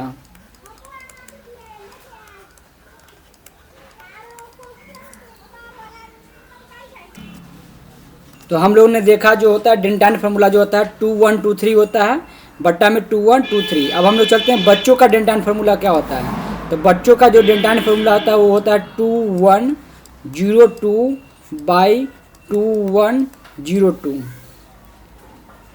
2 1 0 2 बाई 2 1 0 2। ये बच्चों में डेंटाइन फार्मूला होता है, बच्चों का डेंटाइन फार्मूला, बच्चों का डेंटाइन फार्मूला। बस ऐसे ही याद कर लीजिए आप लोग डेंटाइन फार्मूला। यानी कि अगर इस फार्मूला को हम लोग सीखने जाएं तो इसमें जो 2 क्या है, तो 2 जो होता है पहला जो होता है 2 उसको होता है कृंदंत, यानी कि इंसाइडर दांत जो होता है 2 होता है। उसका एक जो होता है केनायन होता है, दूसरा जो 2 है ये प्रीमोलर होता है, और तीसरा जो होता है मोलर होता है। अगर बच्चों में देखा जाए तो ये इंसाइजर है, ये केनायन है, और ये प्रीमोलर है। यानी कि अगर क्वेश्चन पूछा जाता है कि बच्चों में कौन सा दांत नहीं पाया जाता है, तो बच्चों में जो होता है प्रीमोलर दांत नहीं पाया जाता है। कौन सा दांत नहीं पाया जाता है? प्रीमोलर दांत नहीं पाया जाता है। और अंत में कौन सा है? मोलर है। तो ये दांत के बारे में आप लोग को पता चल गया होगा। और एक और चीज़ लिख लीजिए आप लोग कि विजडम टीथ किसको कहते हैं? विजडम टीथ, अक्ल का दांत हम लोग बोलते हैं ना, विजडम टीथ, विजडम टीथ यानी कि अक्ल का दांत। अक्ल दांत जो होता है तीसरा जो मोलर होता है, तीसरा मोलर को हम लोग बोलते हैं अक्ल का दांत। थर्ड मोलर को हम लोग बोलते हैं विजडम टीथ, थर्ड मोलर को हम लोग बोलते हैं विजडम टीथ बोलते हैं। तो मानव दांत के बारे में आप लोग को पूरी तरह से पता चल गया होगा। अब आप लोग बताइए कि अगला पार्ट कौन सा होता है मानव को जो भोजन पचता है उसमें? तो अगला पार्ट होता है जीभ। जीभ जो होता है हम लोग का क्या काम करता है?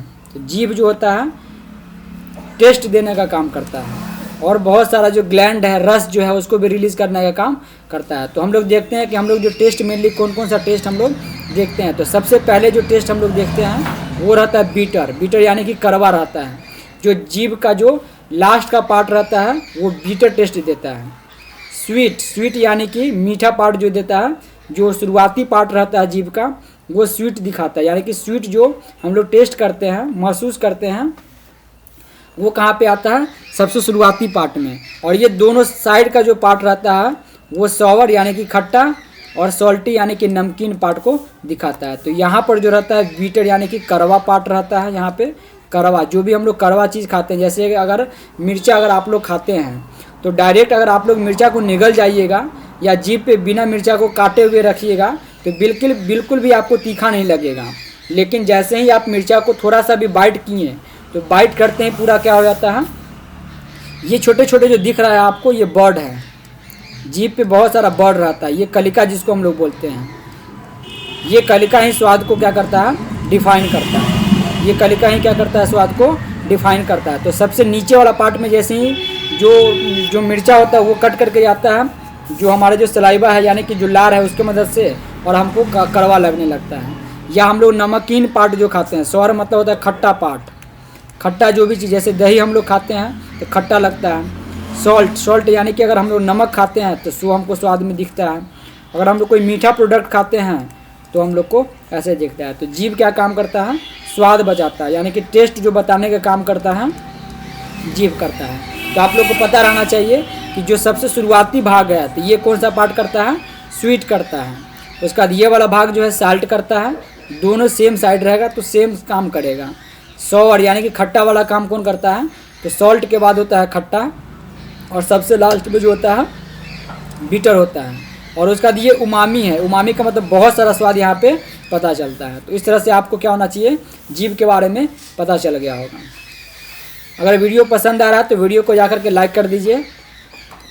अगर अभी तक चैनल को सब्सक्राइब नहीं किए तो चैनल को सब्सक्राइब कर दीजिए। तो स्टूडेंट अब हम लोग चलते हैं, एक एक पार्ट को डिटेल में हम लोग देखते हैं। तो सबसे पहला जो पार्ट है मुख गुहा में पाचन कैसे होता है। जैसे हमने वीडियो में बताया है कि मुख गुहा में जो पाचन होता है किसका होता है? स्टार्च का होता है। तो हम लोग देखते हैं कि स्टार्च का पाचन कैसे होता है। तो मुख गुहा में लार पाया जाता है। मुख गुहा में जो होता है लार यानी कि सलाइवा बहुत ज़्यादा रिलीज होता है।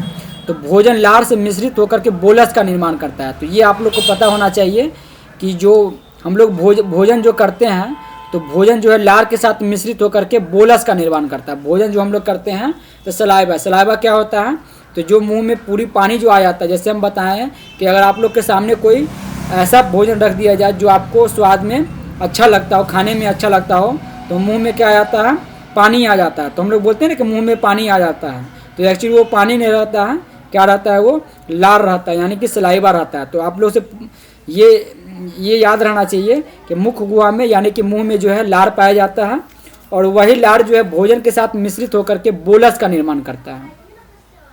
यानी कि जो हम लोग भोजन चबाते हैं वो क्या कहलाता है, साइंस के रूप में बोलस कहलाता है। तो ये इम्पोर्टेंट पार्ट है कि भोजन लार के साथ मिश्रित होकर के बोलस का निर्माण करता है और वही जो लार है भोजन के साथ यानी कि भोजन प्लस लार मिल करके बोलस का निर्माण करता है।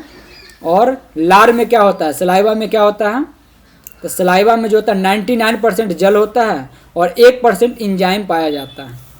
सलाइवा में क्या होता है, तो 99% जल होता है और 1% क्या पाया जाता है, इंजाइम पाया जाता है। तो अब क्वेश्चन बनता है कि सर कौन कौन सा इंजाइम पाया जाता है, तो ये मेनली 3 इंजाइम पाया जाता है। पहला जो है टाइलिन इंजाइम, दूसरा है डाइस्टेज या सेलेब्री अमाइलेज और तीसरा है लाइसोसोम। टाइलिन एंजाइम ये आज याद करने वाला पूरा पार्ट हो गया, आप लोग को याद करते रहिए। जो मुख गुहा में कौन कौन सा एंजाइम पाया जाता है, तो पहला एंजाइम है टाइलिन एंजाइम, दूसरा है डाइस्टेज या सेलेब्री अमाइलेज और तीसरा है लाइसोसोम।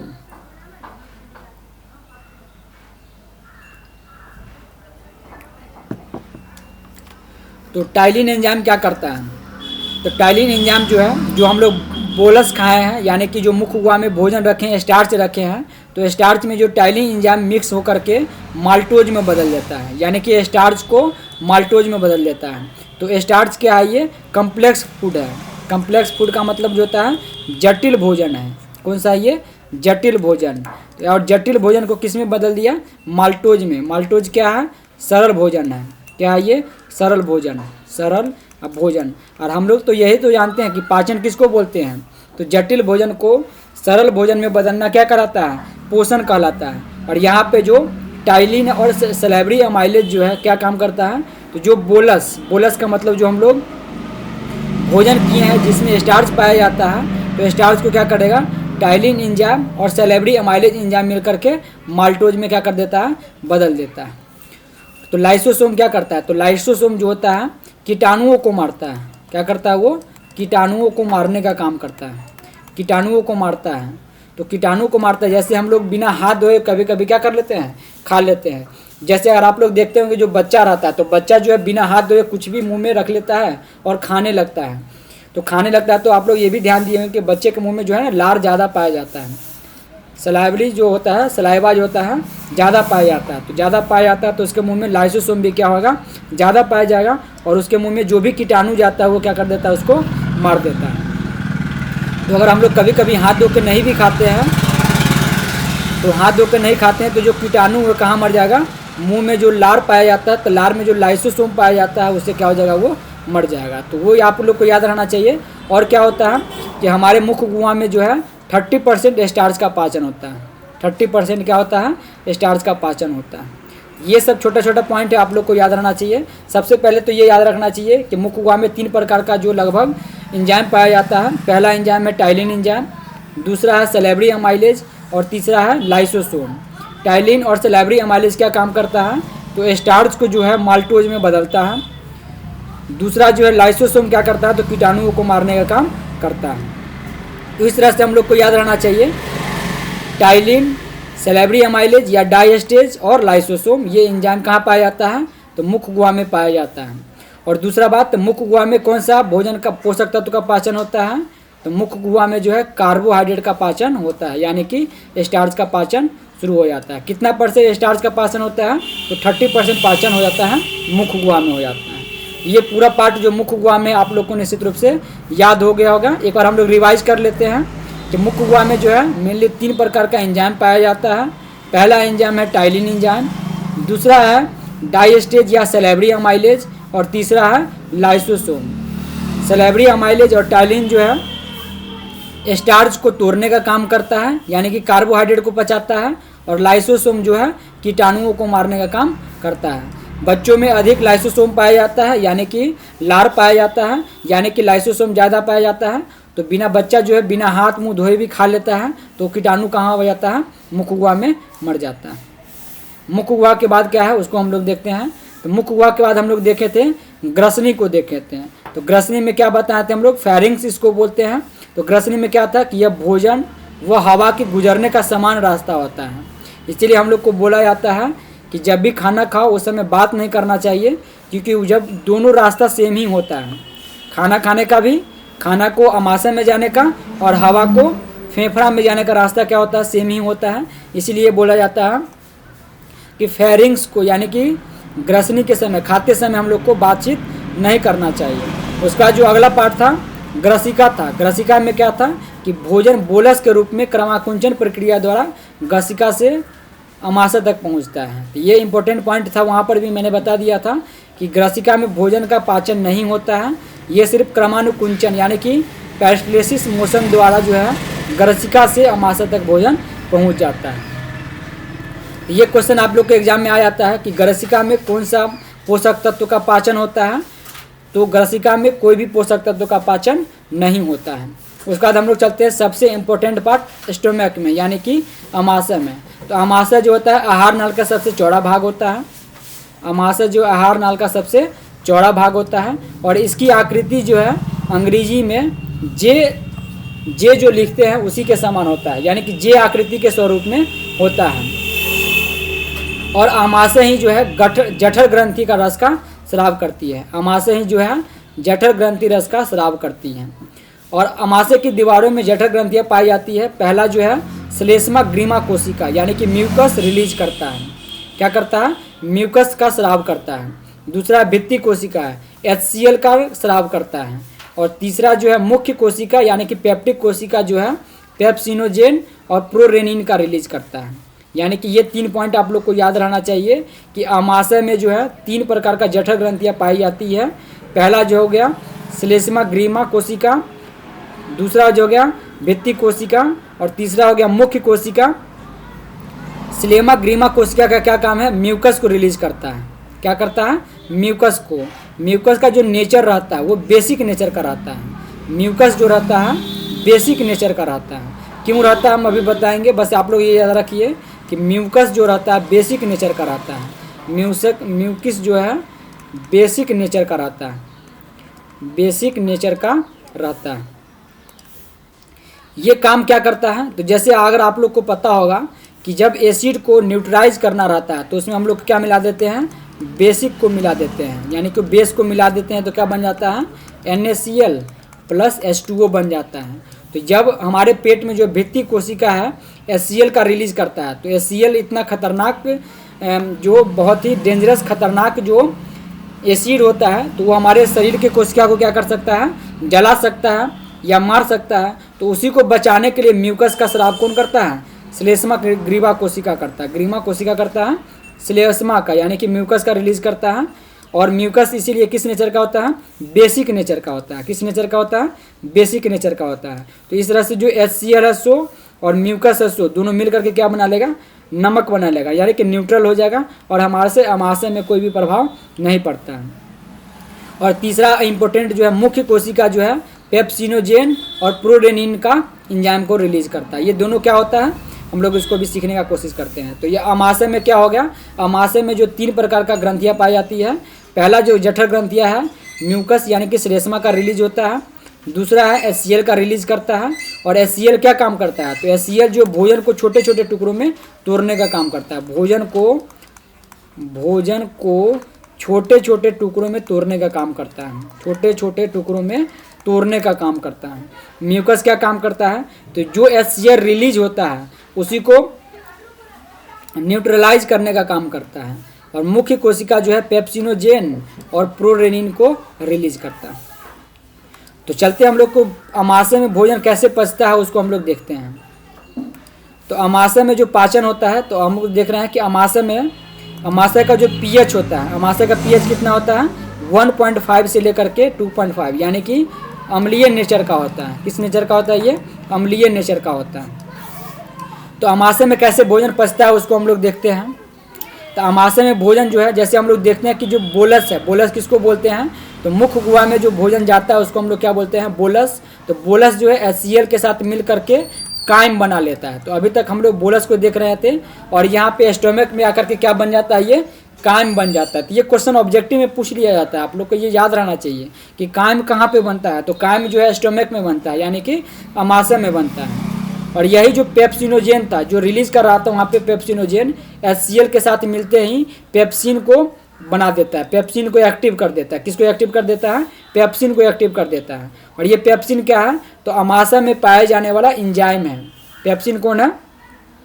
तो अमाशय में पाए जाने वाला एंजाइम कौन है? पेप्सिन है। तो पेप्सिन को रिलीज कर देता है। क्या कर देता है? पेप्सिन को रिलीज कर देता है।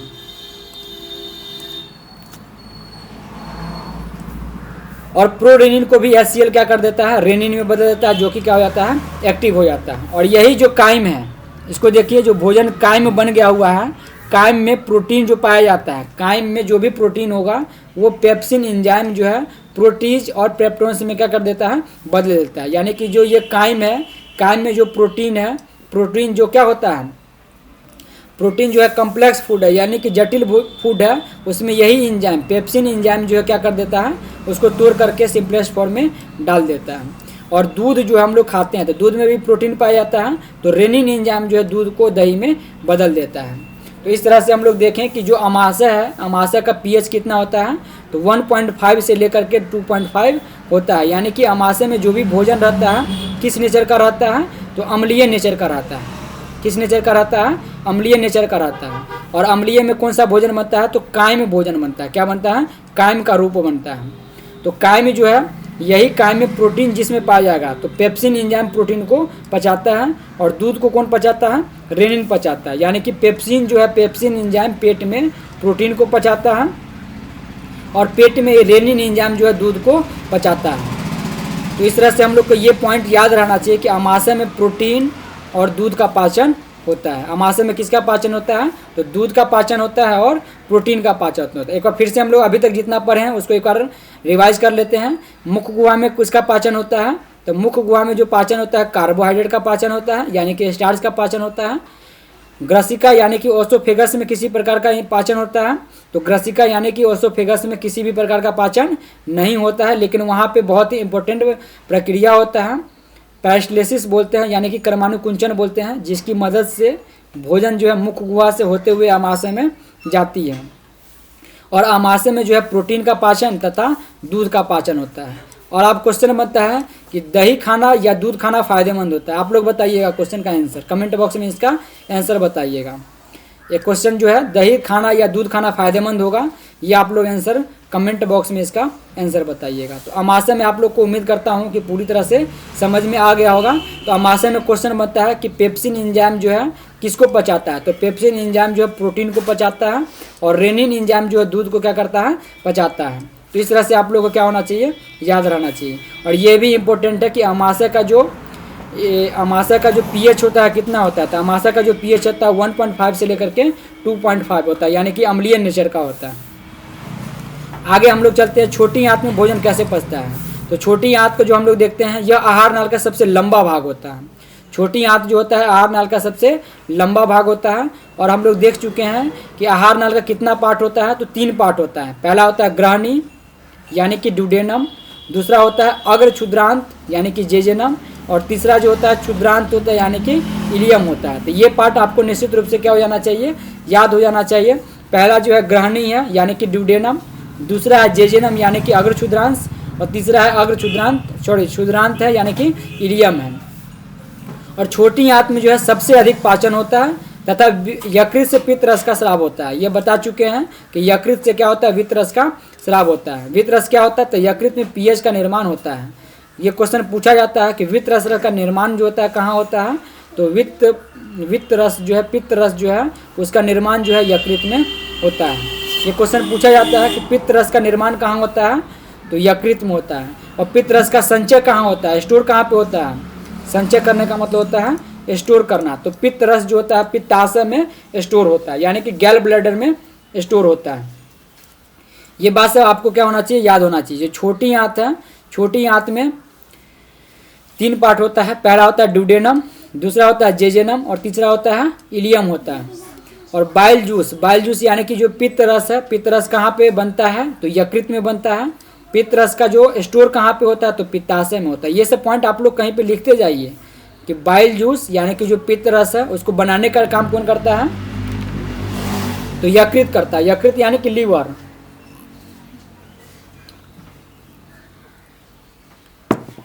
और पित्त रस स्टोर कहाँ पे होता है, तो पित्ताशय में होता है।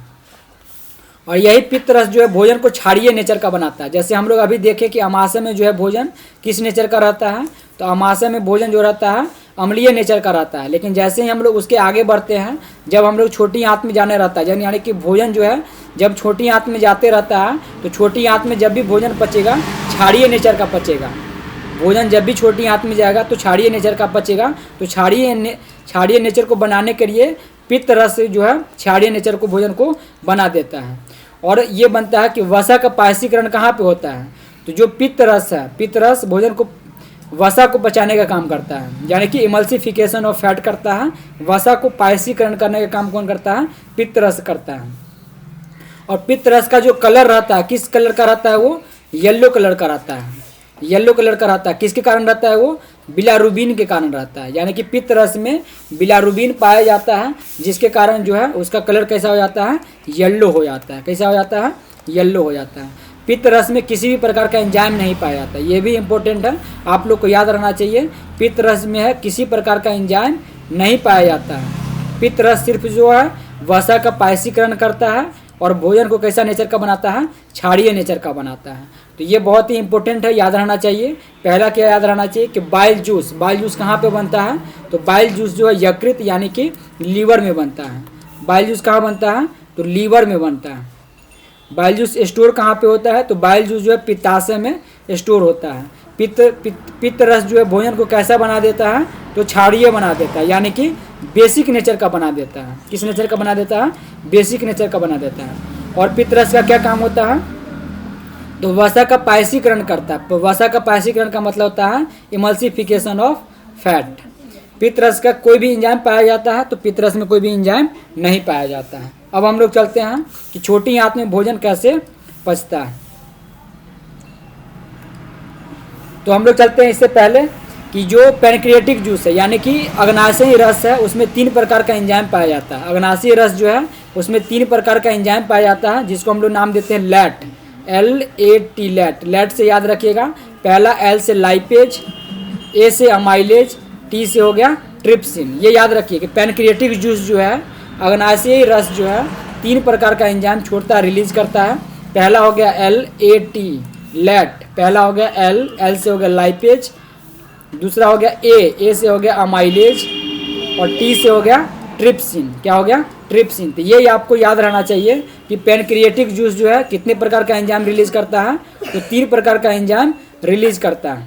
पहला हो गया लाइपेज, दूसरा हो गया अमाइलेज, T से हो गया ट्रिप्सिन। और ये अमाइलेज, लाइपेज और ट्रिप्सिन यानी कि ये सब एंजाइम जो है क्या चीज़ को पचाता है, तो L से जो लाइपेज है, लाइपेज जो है वसा को पचाने का काम करता है। किसको पचाता है, वसा को पचाता है। अमाइलेज किसको पचाता है, स्टार्च को पचाता है। जैसे हम लोग देखे थे मुख्य गुहा में जो है 30% स्टार्च का क्या होता है, पाचन होता है। लेकिन ये एंजाइम जो है अग्नाशयी रस है, अमाइलेज को रिलीज करता है और ये अमाइलेज जो है स्टार्च को पचाने का काम करता है। जो बचा हुआ 70% स्टार्च कहाँ पे पचता है, छोटी आंत में पचता है। 70% एंजाइम जो है जो कार्बोहाइड्रेट है यानी कि स्टार्च जो है यहाँ पे आके क्या हो जाता है, पच जाता है। 70% यहाँ पे पचता है और 30% जो है हमारे मुख्य गुहा में पचा हुआ था। तो इस तरह से हम लोग देखें कि अमाइलेज किसको पचाता है, तो स्टार्च को पचाता है यानी कि कार्बोहाइड्रेट को पचाता है।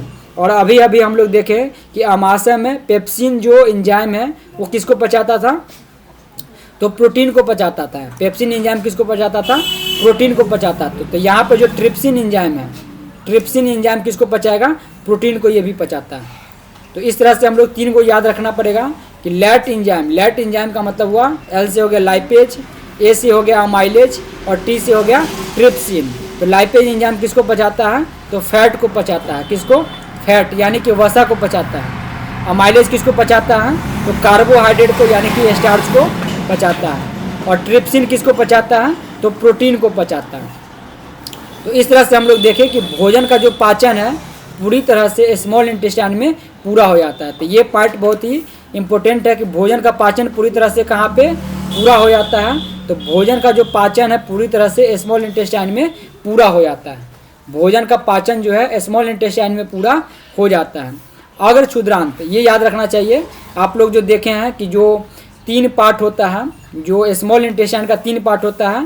पहला जो होता है ड्यूडेनम जो होता है, दूसरा होता है जेजेनम होता है, और तीसरा जो होता है इलियम होता है। तो जेजेनम और इलियम का पार्ट यानी कि अगर क्षुद्रांत और क्षुद्रांत के भीतरी सतहों पे लाखों की संख्या में रंसाकुर पाया जाता है। क्या पाया जाता है? रंसाकुर पाया जाता है। और ये रंसाकुर जो है हमारे उंगलियों के स्वभाव का रहता है। जो हमारा को फिगर उसको देखिएगा तो ये जो उंगली है उस नेचर का रहता है। तो यहीं पे भोजन क्या हो जाता है? पूरी तरह से पच जाता है। जैसे यहाँ पे अगर आप लोग देख रहे होंगे, यहाँ पे देख रहे हैं कि रंसाकुर कैसा है। तो रंसाकुर जो है हमारे उंगलियों का फिगर का है, आकृति का है। और ये रंसाकुर में भोजन क्या होता है? पूरी तरह से फंस जाता है, अवशोषित हो जाता है। यानी कि भोजन का अवशोषण जो करता है कौन करता है? विल्लाई करता है। कौन करता है? विल्लाई करता है, यानी कि रंसाकुर करता है। तो इस तरह से हम लोग का जो अवशोषण जो हो जाता है कहाँ पे हो जाता है? छोटी आंत में पूरा हो जाता है। तो ये क्वेश्चन पूछा जाता है कि भोजन पूरी तरह से कहाँ पे पच जाता है? तो भोजन का पाचन जो है पूरी तरह से स्मॉल इंटेस्टाइन यानी कि छोटी आंत में पूरा होता है। इसीलिए हम लोग कभी कभी छोटी आंत को पचौनी बोल दिया जाता है। क्या बोल दिया जाता है? छोटी आंत को पचौनी बोल दिया जाता है।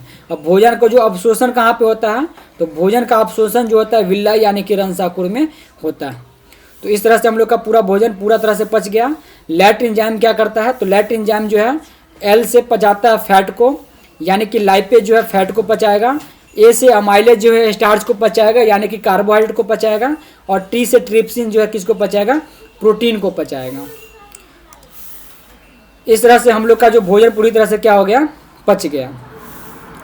और सबसे अंत में जो आता है बड़ी आंत। बड़ी आंत क्या काम करता है? तो बड़ी आंत जो है अनपचा भोजन को, बड़ी आंत में अनपचा भोजन में मौजूद अतिरिक्त जल व खनिज का अवशोषण होता है।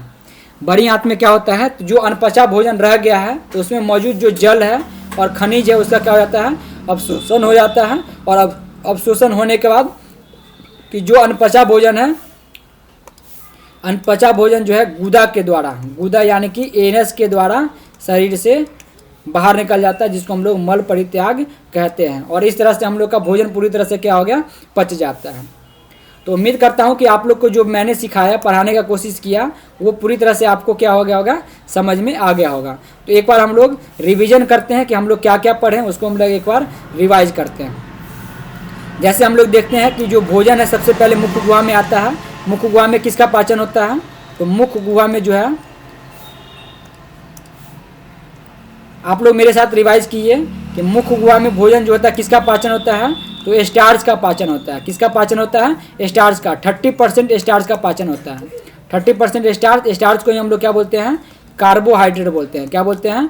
कार्बोहाइड्रेट बोलते हैं। क्या बोलते हैं? कार्बोहाइड्रेट बनते हैं। कौन कौन सा एंजाइम मुख्य गुहा में पाया जाता है? तो पहला पाया जाता था salivary amylase. Salivary amylase, salivary amylase था। उसके बाद कौन सा था? टाइलिन था। कौन सा था? टाइलिन, टाइलिन था। और तीसरा क्या था? लाइसोसोम था। क्या था? लाइसोसोम। सैलिवरी अमाइलेज क्या और टाइलिन का क्या काम था? तो कार्बोहाइड्रेट यानी कि स्टार्च को पचाने का। और लाइसोसोम का काम था कि कीटाणुओं को मारने का। उसके बाद हम लोग सीखे थे अमाशय में। अमाशय में क्या था? अमाशय में 2 प्रकार का एंजाइम पाया गया था। अमाशय में पहला था पेप्सिन। कौन सा था? पेप्सिन। कैसे याद रखें हम लोग? पी से होता है पेट और पी से होता है पेप्सिन। तो ऐसे याद रख सकते हैं आप लोग कि पेट में पेप्सिन एंजाइम पाया जाता है। पेप्सिन क्या काम करता है? तो पी से होता है पेप्सिन और पी से होता है प्रोटीन। क्या होता है? प्रोटीन को पचाने का काम करता है। दूसरा एंजाइम था रेनिन। रेनिन को कौन पचाता है? रेनिन जो पचाता है दूध को पचाता है। क्या पचाता है? दूध को पचाता है। उसके बाद हम लोग देखें तो ये जो था ये क्या है? लीवर है। लीवर में क्या पाया जाता है? तो लीवर जो है पित्त रस को स्रावित करता है, पित्त रस को स्रावित करता है। लीवर जो है पित्त रस को स्रावित करता है। मान लीजिए पित्त रस स्रावित हो गया, और यही है गैल ब्लैडर। गैल ब्लैडर, गैल ब्लैडर का मतलब होता है पित्ताशय, पित्ताशय की थैली, यानी कि पित्त की थैली को बोलते हैं पित्ताशय। तो गैल ब्लैडर में रिलीज होता है। यहाँ पे भोजन हो गया, पच गया, उसके बाद ये है पैनक्रियाज, अग्नाशय इसको हम बोलते हैं, अग्नाशय बोलते हैं। क्या बोलते हैं हम लोग? अग्नाशय। यही क्या बोलते हैं? पैनक्रियाज। क्या बोलते हैं? पैनक्रियाज बोलते हैं। पैनक्रियाज में 3 प्रकार का एंजाइम था, LAT। पहला था लाइपेज, दूसरा था अमाइलेज, और तीसरा था ट्रिप्सिन। क्या था तीसरा? ट्रिप्सिन था। लाइपेज क्या कर रहा था? तो लाइपेज था फैट को पचा रहा था। लाइपेज किसको पचा रहा था? फैट को पचा रहा था। अमाइलेज जो स्टार्च को पचा रहा था, और ट्रिप्सिन, ट्रिप्सिन जो है प्रोटीन को पचा रहा था। और यहाँ पर जो है पित्तरस, पित्तरस क्या काम करता है? तो पित्तरस जो है वसा का पायसीकरण करता है, वसा का पायसीकरण करता है, पायसीकरण करता है, यानी कि इमल्सिफिकेशन ऑफ फैट करता है। और यहाँ पे छोटी आंत है, छोटी आंत में भोजन पूरी तरह से इसकी मदद से क्या होता है? पच जाता है। और बड़ी आंत में भोजन जाता है, बड़ी आंत में ये रहा बड़ी आंत, बड़ी आंत, और बड़ी आंत से भोजन जो अनपचा भोजन है पचते हुए जल के द्वारा बाहर चला जाता है एनस के द्वारा। तो ये क्या है? एनस है। इस तरह से हमारा भोजन जो है पूरी तरह से क्या हो जाता है? पच जाता है। तो उम्मीद करता हूँ कि आप लोग को वीडियो क्या हो गया होगा, पूरी तरह से समझ में आ गया होगा। अगर वीडियो समझ में आ गया है तो आकर के आप क्या कीजिए, उसको एक बार हम लोग यहाँ पे देख लेते हैं कि भोजन जो है मुखुआ में प्रवेश किया। मुखुआ में प्रवेश करने के बाद यहाँ पे क्रमानुकुंचन प्रोसेस हुआ, क्रमानुकुंचन प्रोसेस से स्टोमक में गया, स्टोमक में भोजन पचते पचते छोटी आंत में गया, छोटी आंत का भोजन बड़ी आंत में गया, और बड़ी आंत के बाद कहाँ चला गया? एनस में चला गया। और एनस के बाद हम लोग पूरा मल त्याग दिए, मल त्याग दिया, और इस तरह से भोजन मेरा क्या हो गया? पूरी तरह से पच गया। तो उम्मीद करता हूँ कि वीडियो आपको पसंद आया होगा। एक एक पॉइंट को मैंने पूरा डिटेल में समझाने का कोशिश किया।